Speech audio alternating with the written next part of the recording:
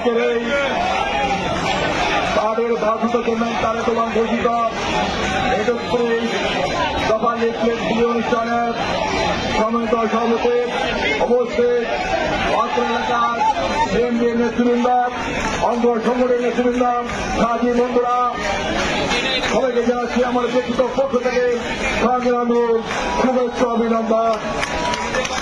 সাথী বন্ধুরা, গত 2 দিন আগে বিএনপির 367 আসনে ধানের শীষের প্রার্থী তা ঘোষণা করা হচ্ছে।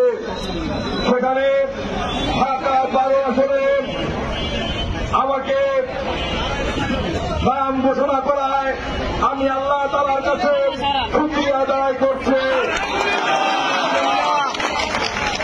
এবং তাদের 4 বছর দেশনেত্রী বেগম খালেদা জিয়া, তাদের ভারপ্রাপ্ত চেয়ারম্যান তারেক রহমানের কাছে আমি কৃতজ্ঞতা প্রকাশ করছি এবং ঢাকা 12 আসনের সমস্ত বিএনপি পরিবারের প্রতিটি নেতাকর্মী, জনগণের শক্তির প্রতিটি নেতাকর্মী তথা 12 আসনের সমস্ত মানুষের পক্ষ থেকে আমি তারেক রহমানকে এবং বেগম খালেদা জিয়াকে আন্তরিকভাবে ধন্যবাদ জানাচ্ছি। গত 16 বছর ছিল এই ঢাকা 12 একটি কলঙ্কজনক অধ্যায়। এই এলাকার এমপি ছিল ব্রিটিশ সরকারের কুখ্যাত সন্ত্রাসী স্বরাষ্ট্রমন্ত্রী কামাল।